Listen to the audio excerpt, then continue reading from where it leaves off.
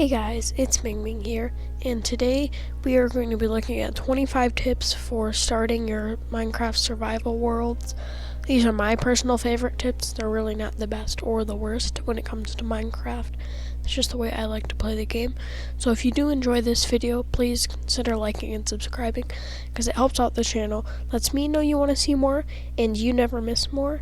And thanks, and let's get on with the video. The first step, at least in my opinion, to starting a good Minecraft world, besides giving it an awesome name, is to put it on hard mode. This is just going to make it so that it just tweaks a lot of game mechanics. It makes farms easier, more mobs spawn. It actually, despite its name, makes the game easier on you. And last, make sure cheats are off. We're not cheating, because it's not fun, and coordinates are on. Now that you've done that, let's actually get into our world and start. Step 2, for any Minecraft world, really, is to check out where you spawned, and hopefully there are some trees around, because you're going to punch down a tree and gather yourself some wood.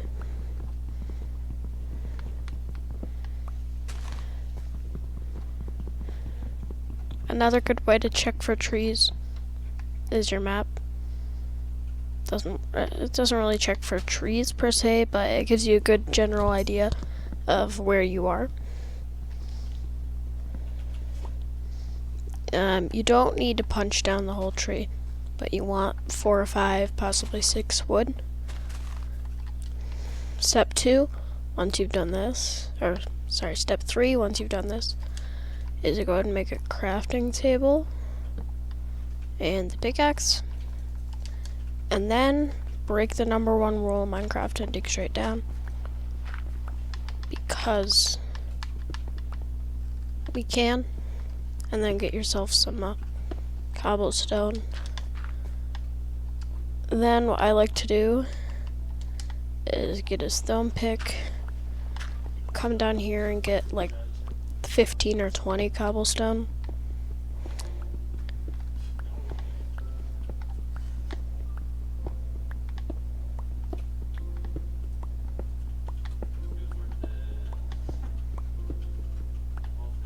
Then once you've done that, you're going to head back on up and make yourself an axe and a furnace. With your new axe, you're going to get even more wood.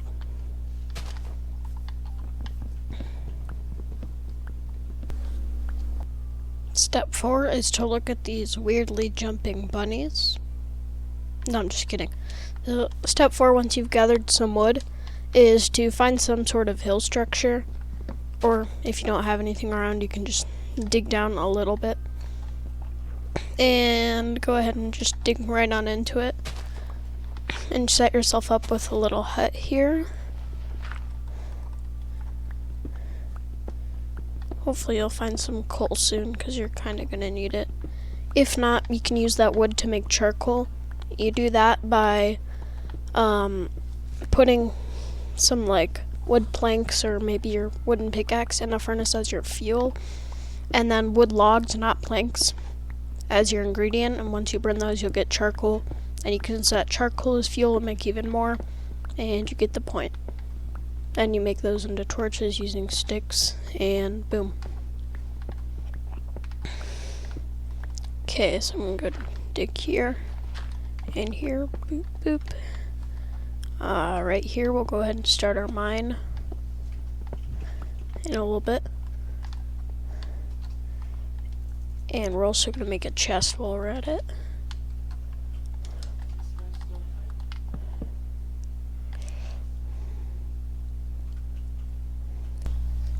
The next step, after you have either found coal and made torches or made some charcoal yourself for your torches, is to make some ladder, specifically your Y coordinate minus 11. You want that much ladder, and maybe another stone pickaxe.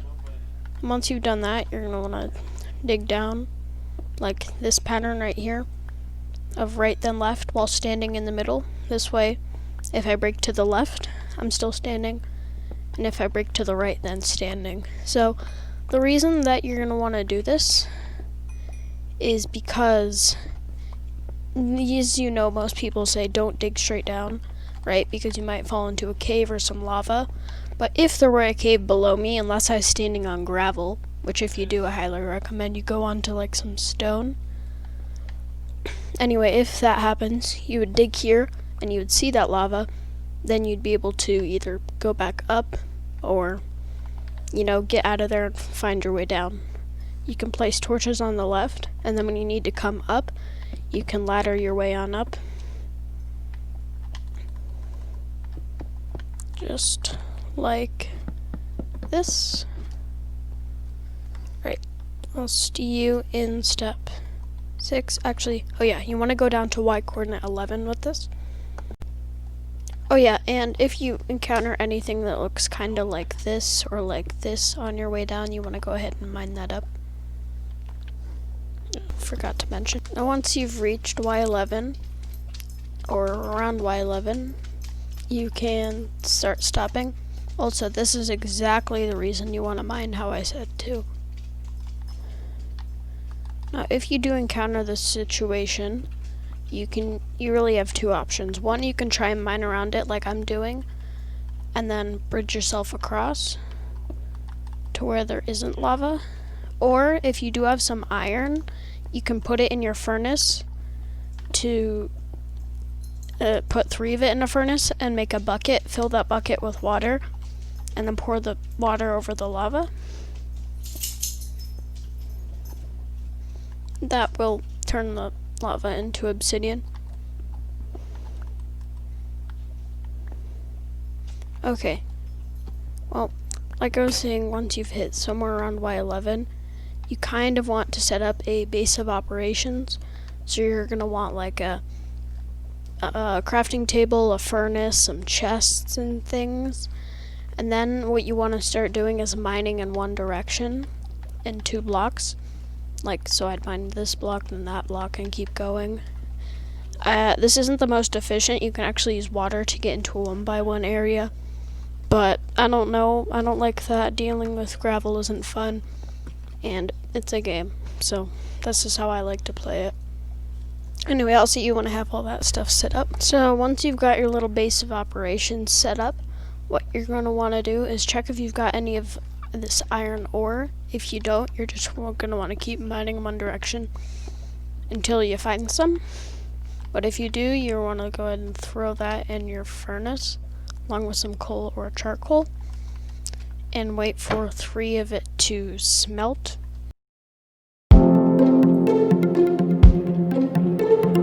Once 3 of it has smelted, you're going to take that out along with 2 sticks and make yourself an iron pickaxe. If you do have more iron, you can make yourself a shield and a bucket if you want, and even a iron sword if you would like to. So next, you're going to want to start mining, like how I said or you can find some tutorials on YouTube for a more efficient method. I don't like to do it, I just don't personally find it enjoyable. But hey, you can do whatever you want. And once you've got your iron pickaxe, you can pick up any item in the game. So like that lapis, or that, or this. And you can just start mining in these strips like I have. And what you want to do is space them out too. So like my next strip would be right here. This is called strip mining. You want to do it on Y11 because you have the best chance at finding stuff. The reason you want to space it out 2 instead of 1 is because if I'm mining this way and I find something on my left,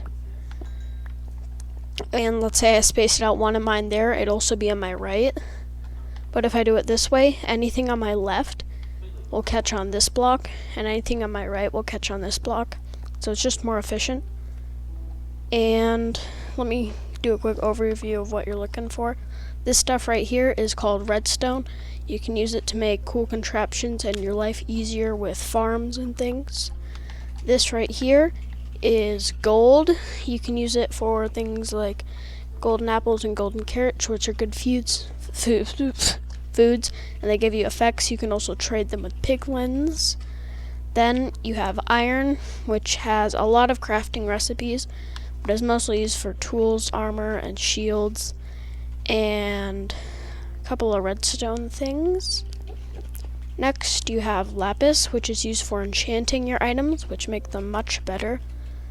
And you have diamonds, which are a very good thing to have. They're also very rare, so you might have to do this mining technique for a while to find some. There actually is something better than them. It's called netherite, but you can only get netherite stuff with diamonds. So, as you can see, we went from a stone to an iron. Next would be diamond, and then with those diamonds we make netherite. So that right there is all of the ores except for coal.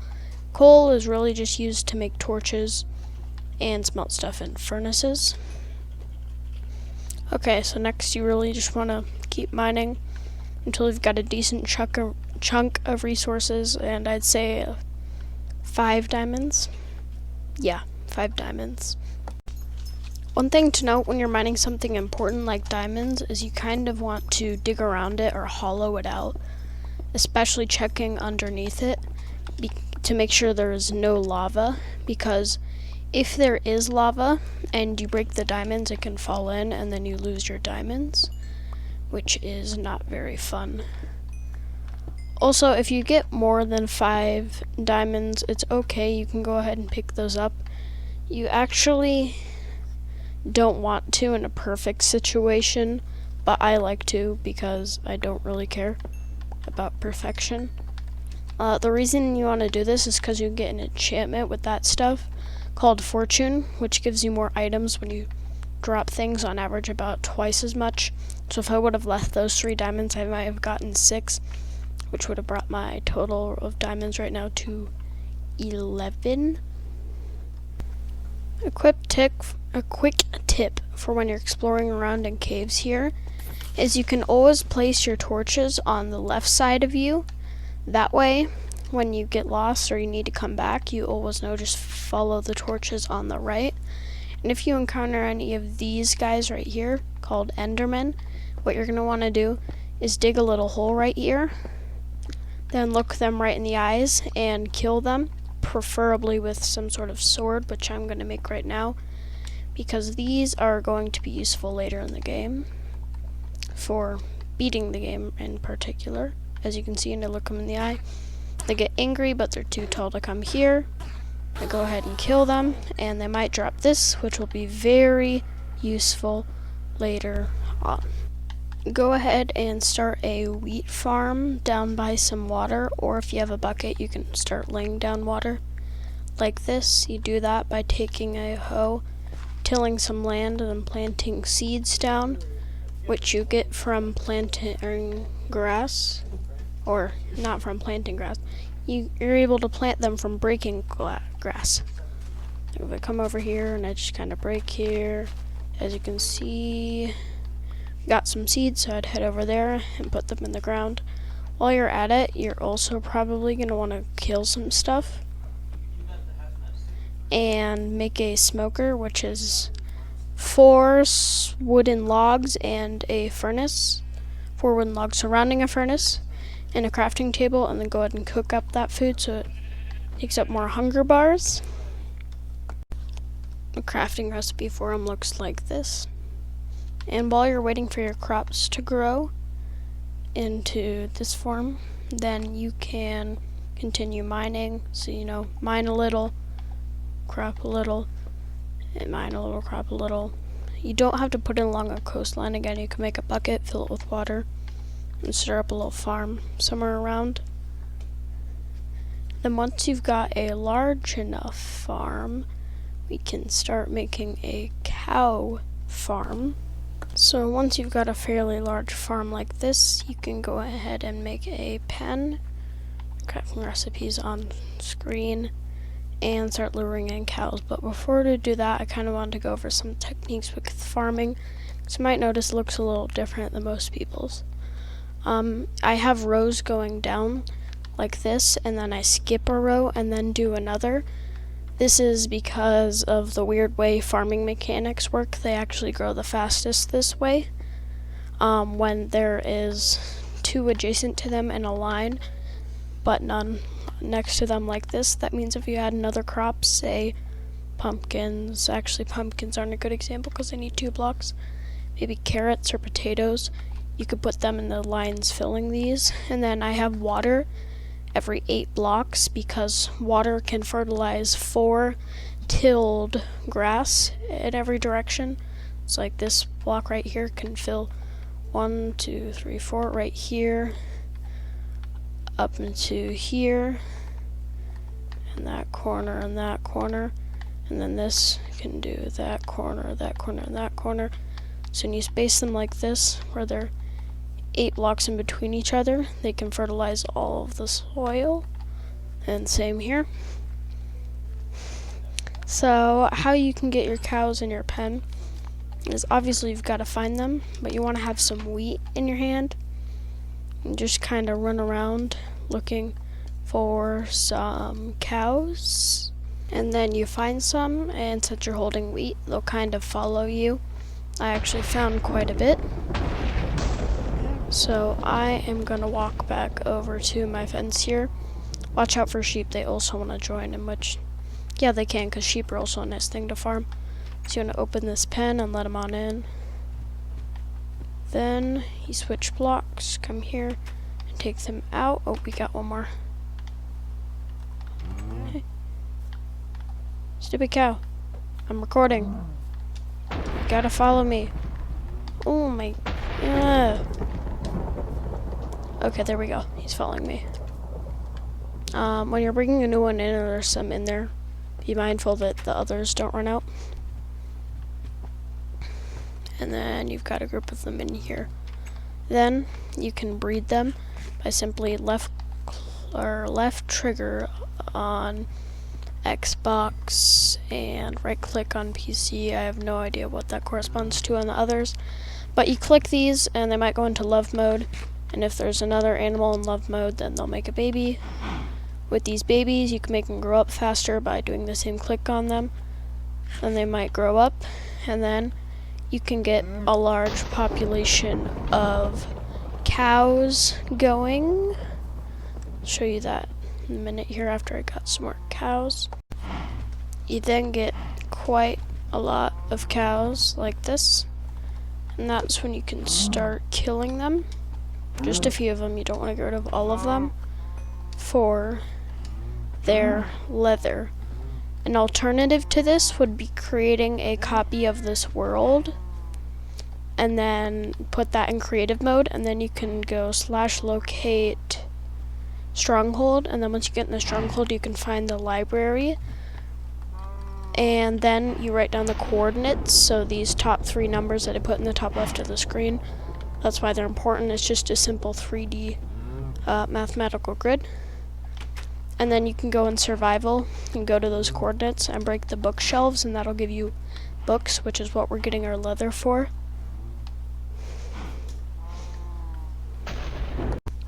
In which case you're going to want to find some sugar cane and farm it by placing it next to water. It has to be directly next to water, you can't plant it, and then you just farm it by breaking the second to bottom like this, and then you'll get some sugar cane. Once you've got a decent amount of leather and sugar cane, you're just going to want to hold on to those. We'll go back to them in a second. Here, another thing you can do is make an infinite water source by placing 2 water diagonals like this, then breaking them. Another thing you can do is go ahead and place water at the bottom of your fall. That way, or this torch spot, this way you can climb up with your ladder and fall all the way down like this. It's just a little bit quicker.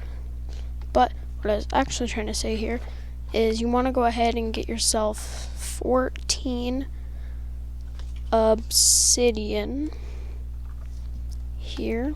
You can do that by placing water over any obsidian you may have, or lava, and just breaking it with your diamond pickaxe.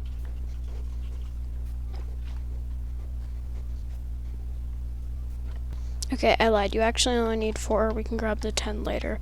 The 10 you're going to need for making another portal, which I guess you can do now if you want. We'll come back to it later. But basically you want to make a quick frame like this. Boop, boop, boop, boop. And place obsidian like this. You go 1, 2, and 1, 2, 3, 1, 2, 1, 2, 3. You don't have to fill in the corners if you don't want to.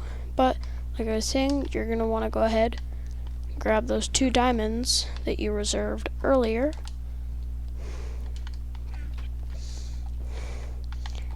and head on up, and we're going to head back to that sugarcane and leather that you got. So now is when we're going to be doing our enchanting. Hopefully you've gotten some lapis, because you're going to need it now. So we're going to go ahead and grab these.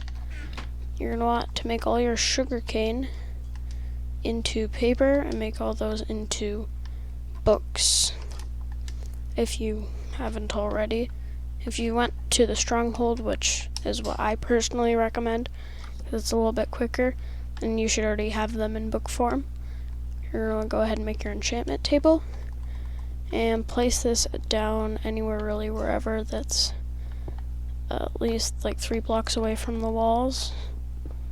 So let me go ahead, or I'm at 2 blocks away in every direction. So let me go ahead and open this up just a little bit.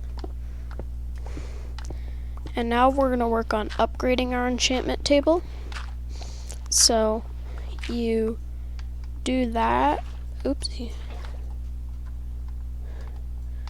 You do that by making bookshelves, which is books and wood here. And just like that. And then you place them around them. Within 1 block of it, you're going to need 15 bookshelves. I'll see you guys when I've gotten all of those. Once you've gotten all your bookshelves, you just want to place them within 1 block of your enchantment table. Or, sorry, 2 blocks of your enchantment table. Like this, or any other way you want to do it. Now you have your enchantment table. What we're looking for is a Fortune 3 enchantment, which is why I'm going to go and get my lapis. And I'm also going to make a grindstone. I'll have the recipe for that on screen. I'll put my lapis in a little chest right here. I'll see you guys when all that's done. Alright, so now you've got all your enchantment stuff ready to go and set up. You're just missing one thing, your level. Right now it's probably somewhere around maybe near mine. And the way that we can fix that is by going to the Nether. Wait, what? Anyways, so we can go ahead and fill these with obsidian, and then I'll follow you guys into the... One more thing you're going to need that I forgot to mention is flint and steel. Crafting recipe for that on screen now. You're going to need iron and flint. You get flint by mining gravel, that like gray stuff that falls down. If you mine enough of it, you'll get a little bit of flint. Anyway, you just want to fire up your portal right here and step in.